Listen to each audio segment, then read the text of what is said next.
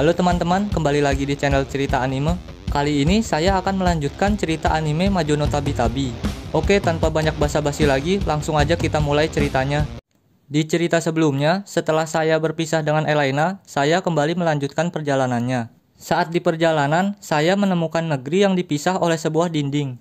Negeri itu membangun dinding karena sisi kiri dan sisi kanan negeri itu tidak pernah akur. Lalu setelah membangun dinding, kedua negeri itu malah saling bersaing. Mereka bersaing tentang dinding mana yang lebih banyak ukiran tulisannya. Akan tetapi, dinding itu hanya boleh diukir oleh para petualang yang mendatangi negeri itu. Lalu kepala desa di negeri itu meminta saran kepada saya cara untuk memperbanyak ukiran tulisan di dinding itu. Lalu saya menyarankan agar para penduduk diperbolehkan untuk mengukir tulisan di dinding itu. Kepala desa pun menyetujui saran saya. Lalu setelah itu, saya pergi ke sisi seberang dinding dan menyarankan hal yang sama kepada kepala desa di sana. Lalu singkat cerita, beberapa hari kemudian Elaina mendatangi negeri itu. Anehnya, saat Elaina mendatangi negeri itu, dinding di negeri itu sudah hancur. Kehancuran dinding itu disebabkan karena saran dari saya yang menyuruh para penduduk mengukir tulisannya di dinding. Akibatnya, para penduduk yang merasa malu dengan tulisannya berusaha untuk menghapusnya secara paksa, sehingga menyebabkan kerusakan pada dinding itu. Karena sudah rusak, kedua negeri itu pun memutuskan untuk menghancurkan dinding itu dan melakukan perdamaian. Lalu, Elaina melanjutkan petualangannya kembali. Di petualangan selanjutnya, Elaina menemukan dua desa yang bersebelahan. Desa itu bernama Desa Sana dan Desa Sini. Kedua desa itu terkenal dengan pembuatan minuman anggurnya, tetapi kedua desa itu saling bersaing dalam penjualan minuman anggurnya. Lalu, Elaina mendatangi rumah kepala desa dari Desa Sini. Tujuan Elaina untuk mencoba meminum anggur buatan desa sini. Tetapi kepala desa mengatakan jika penjualan anggur di desanya sedang menurun. Itu disebabkan karena desa sana yang menggunakan seorang wanita cantik yang bernama Rosemary sebagai penginjak anggur. Dan menjadikan Rosemary sebagai label di botol anggurnya. Karena label itulah orang-orang lebih memilih membeli anggur dari desa sana. Sehingga penjualan anggur di desa sana meningkat. Lalu setelah itu, kepala desa memiliki ide untuk menjadikan Elaina sebagai wanita penginjak anggur di desanya. Elaina pun tidak keberatan dan mau membantu desa sini untuk menjadi penginjak anggur. Setelah menginjak anggur seharian, Elaina pun merasa kelelahan. Lalu Elaina berpikir jika desa sana tidak mungkin menggunakan Rosemary sebagai penginjak anggur. Karena untuk memproduksi banyak botol anggur, dibutuhkan banyak orang untuk menginjak anggur. Karena merasa curiga, malam harinya Elaina dan kepala desa memutuskan untuk menyelidiki tempat produksi anggur milik desa sana. Dan benar saja, ternyata penginjak anggur dari desa sana bukanlah Rosemary, melainkan sekumpulan laki-laki. Lalu Elaina menangkap Rosemary dan para pekerja karena telah membuat label palsu untuk botol anggurnya. Para pekerja desa sana yang tidak terima langsung melempari Elaina dan para penduduk desa sini dengan anggur. Perang lempar anggur pun terjadi hingga pagi hari. Setelah keributan mereda, Elaina meninggalkan desa itu dan kembali melanjutkan petualangannya. Di petualangan selanjutnya, Elaina menemukan negeri yang para penduduknya sangat menyukai boneka. Lalu saat Elaina mengelilingi kota, tiba-tiba saja Elaina bertemu dengan anggota asosiasi sihir yang bernama Sheila dengan julukan penyihir malam. Sheila memperingati Elaina jika di negeri tersebut sedang terjadi sebuah teror yang bernama iblis pencabik. Iblis ini akan memotong rambut perempuan pada saat tidur di malam hari. Setelah mendengar penjelasan Sheila, Elaina pun pergi dan mencari penginapan. Sesampainya di penginapan, Elaina menemukan boneka di kamarnya. Karena terlihat menyeramkan, Elaina pun memasukkan boneka itu ke dalam lemari. Lalu keesokan harinya, saat bangun di pagi hari, Elaina terkejut melihat rambutnya yang menjadi pendek karena telah dipotong oleh seseorang. Lalu Elaina melaporkannya kepada Sheila. Sheila mengatakan jika itu adalah ulah si iblis pencabik. Lalu Sheila menyelidiki kamar Elaina dan mencari petunjuk di setiap tempat. Namun, saat Sheila membuka lemari, boneka yang diletakkan Elaina sudah menghilang dan hanya menyisakan beberapa helai rambut. Sheila pun curiga jika iblis pencabik adalah boneka yang dikendalikan oleh sihir seseorang. Lalu Elaina dan Sheila memutuskan untuk mencari pelaku si iblis pencabik. Namun, saat mau keluar dari penginapan, Elaina dan Sheila melihat boneka yang memiliki rambut mirip seperti rambut manusia. Setelah melihat boneka itu, Sheila langsung menginterogasi pemilik boneka itu. Pemilik boneka itu mengatakan jika dia mendapatkan boneka itu dari lelang rahasia. Lelang itu menjual macam-macam boneka berambut manusia. Lalu pada malam harinya, Sheila dan Elaina mendatangi pelelangan rahasia itu. Sesampainya di sana, ternyata benar banyak boneka berambut manusia yang dijual dengan harga tinggi. Elaina yang melihat itu menjadi emosi dan menyerang penjual boneka itu dengan sihirnya. Lalu Elaina merusak boneka itu untuk memancing si iblis pencabik keluar. Dan iblis pencabik pun keluar. Ternyata dia adalah seorang wanita. Wanita itu menjelaskan jika dia melakukan semua itu untuk menjual boneka itu dengan harga tinggi dan uangnya akan diberikan kepada orang-orang miskin. Tetapi karena perbuatannya tetap salah, Elaina dan Sheila pun menangkap wanita itu. Dan Elaina berhasil mengembalikan rambutnya kembali dengan sihir pembalik waktu. Lalu Sheila membawa iblis pencabik ke markas asosiasi sihir untuk dihukum. Setelah semua masalah selesai, Elaina kembali melanjutkan petualangannya. Di petualangan selanjutnya, Elaina menemukan kota yang bernama Rostov. Di sana, Elaina telah kehabisan uang dan membutuhkan pekerjaan. Lalu tiba-tiba saja, Elaina menemukan lowongan pekerjaan dengan bayaran yang cukup tinggi. Elaina pun mendatangi alamat penyedia lowongan itu. Sesampainya di sana, Elaina bertemu dengan penyihir yang bernama Estelle dengan julukan penyihir lavender. Estelle menjelaskan kepada Elaina jika 10 tahun yang lalu pernah terjadi kasus perampokan.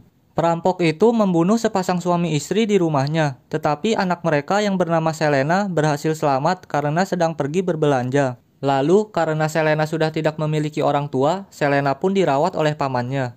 Tetapi, pamannya sering melecehkan Selena, karena sudah tidak kuat dengan kelakuan pamannya, Selena pun membunuh pamannya sendiri. Akibat kelakuan pamannya itu, Selena pun menjadi benci ke seluruh manusia dan merubah sifatnya menjadi seorang pembunuh. Lalu Estelle mengatakan jika Selena adalah teman masa kecilnya. Namun, karena telah menjadi seorang pembunuh, Estelle pun terpaksa harus menangkap dan mengeksekusi sahabatnya itu 3 tahun yang lalu, karena perintah dari kerajaan. Estelle pun merasa bersalah karena telah mengeksekusi sahabatnya sendiri. Karena rasa bersalahnya itu, Estelle pun menciptakan sihir untuk kembali ke masa lalu. Estelle berencana untuk kembali ke 10 tahun yang lalu. Tujuannya untuk menghentikan perampok yang membunuh orang tua Selena, sehingga Selena bisa hidup tenang dengan orang tuanya dan tidak menjadi seorang pembunuh di masa depan. Tetapi masalahnya, saat Estelle menggunakan sihirnya untuk kembali ke masa lalu, energi sihir Estelle akan terkuras habis. Karena itulah, Estelle mengajak Elaina untuk kembali ke masa lalu dan meminta Elaina untuk membagi energi sihirnya. Cara membaginya dengan menggunakan cincin yang sudah disiapkan Estelle. Lalu, Estelle dan Elaina pun memulai perjalanannya kembali ke masa lalu. Saat sampai di masa lalu, Estelle dan Elaina langsung bergegas menuju rumah orang tua Selena untuk menyelamatkan orang tua Selena dari penyerangan perampok. Lalu, Estelle mengajak orang tua Selena pergi dari rumah. Namun, keanehan terjadi. Ternyata yang membunuh orang tua Selena bukanlah perampok, melainkan Selena anaknya sendiri. Selena mengatakan jika dia membunuh orang tuanya karena dia selalu dilecehkan oleh ayahnya sendiri dan selalu disiksa oleh ibunya. Ternyata, dugaan Estelle selama ini salah. Ternyata, penyebab Selena menjadi pembunuh berantai bukanlah pamannya, melainkan orang tua Selena itu sendiri. Lalu, Selena menusuk Estelle dan berusaha menyerang Elaina. Beruntung, Estelle mencegahnya. Lalu Estelle menyerang Selena dan membunuh Selena untuk yang kedua kalinya.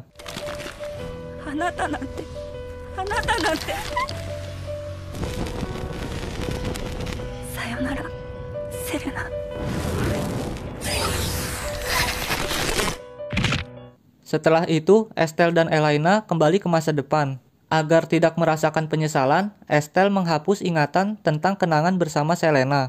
Setelah kembali dari masa lalu, Elaina merasa sedih dan merasa bersalah karena dirinya tidak bisa berbuat apa-apa dan tidak bisa mencegah Estelle yang membunuh sahabat baiknya.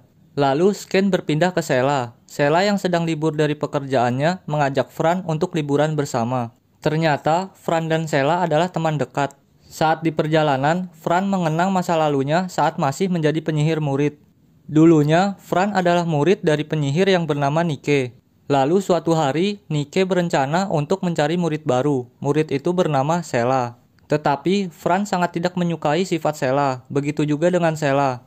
Mereka berdua pun selalu bertengkar dan tidak pernah akur. Lalu suatu hari, Nike mendapatkan panggilan dari asosiasi sihir di kota yang bernama Kunots. Nike, Fran, dan Sheila pun mendatangi kota itu. Sesampainya di kantor asosiasi sihir, Nike mendapatkan permintaan untuk menangkap seluruh anggota dari grup misterius yang bernama Sindikat Antik.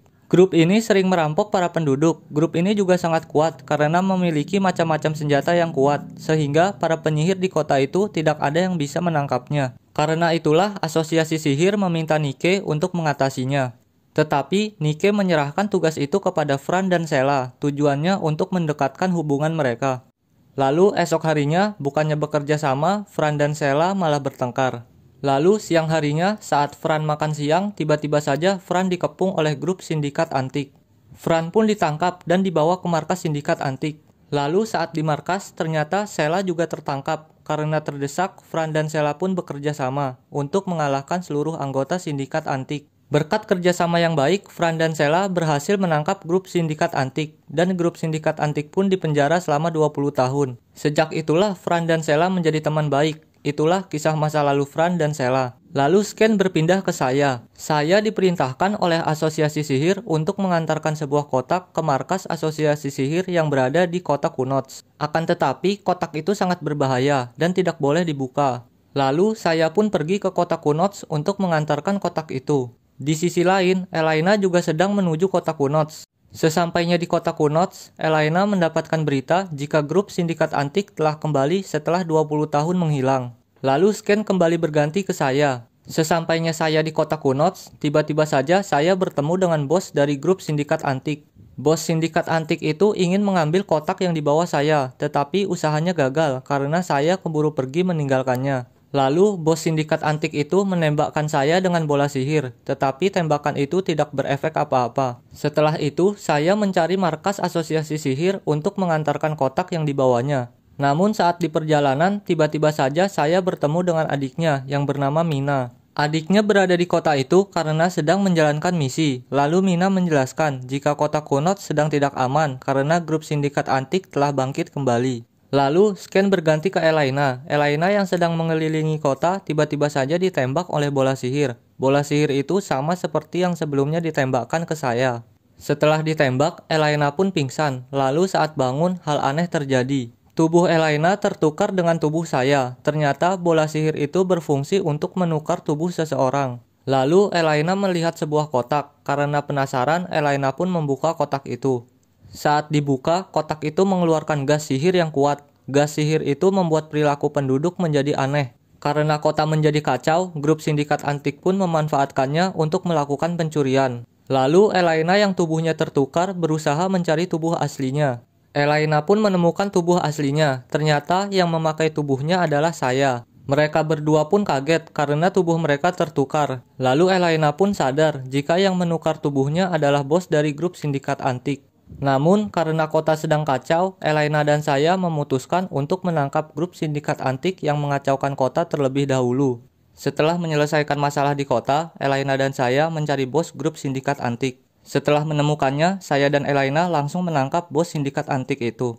Lalu Elaina menyuruh bos sindikat antik untuk mengembalikan tubuhnya seperti semula. Bos sindikat antik mengatakan jika tubuh saya dan Elaina akan kembali normal dalam waktu 1 hari. Setelah itu, tiba-tiba saja Fran dan Sheila datang untuk membantu. Setelah menangkap bos sindikat antik, Elaina mengembalikan gas sihir yang keluar dari kotak sebelumnya kembali ke kotaknya. Dan kota menjadi normal kembali. Esok harinya, setelah tubuhnya kembali normal, Elaina kembali melanjutkan petualangannya. Di petualangan selanjutnya, Elaina menemukan negeri yang bisa mengabulkan permohonan. Sebelum memasuki negeri itu, Elaina pun membuat permohonan agar dirinya bisa bertemu dengan dirinya yang lain.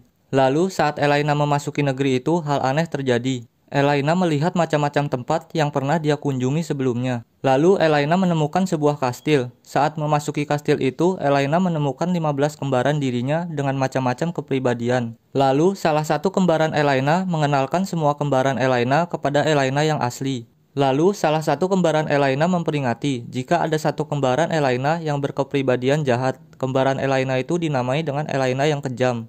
Lalu saat mengobrol, tiba-tiba saja kembaran Elaina yang kejam datang dan menyerang seluruh kembaran Elaina. Melihat hal itu, Elaina yang asli berusaha menghentikan kembaran Elaina yang kejam. Dan pertarungan pun terjadi, karena Elaina bertarung dengan kembaran dirinya dan memiliki kekuatan sihir yang sama, pertarungan pun berakhir imbang. Setelah pertarungan berakhir, Elaina yang asli berusaha menenangkan Elaina yang kejam. Lalu Elaina yang kejam memutuskan untuk berdamai dengan Elaina lainnya. Singkat cerita, malam harinya seluruh kembaran Elaina saling bertukar buku catatan harian. Ternyata kembaran-kembaran Elaina berasal dari dunia yang berbeda-beda dan mempunyai kisah petualangannya masing-masing. Setelah membaca buku harian dari kembarannya, Elaina yang asli menyarankan untuk membuat buku dari catatan hariannya. Elaina yang lainnya pun setuju, lalu buku itu diberi judul Penyihir Pengembara. Setelah mengobrol cukup panjang, Elaina pun tertidur. Lalu saat terbangun, tiba-tiba saja Elaina sudah berada di padang rumput. Ternyata semua kejadian itu hanyalah mimpi. Lalu Elaina kembali melanjutkan petualangannya. Di petualangan selanjutnya, Elaina secara tidak sengaja menabrak seorang perempuan yang bernama Amnesia. Dan cerita ditutup dengan pertemuan Elaina dan Amnesia. Dan cerita season 1 Majono Tabi-Tabi telah selesai.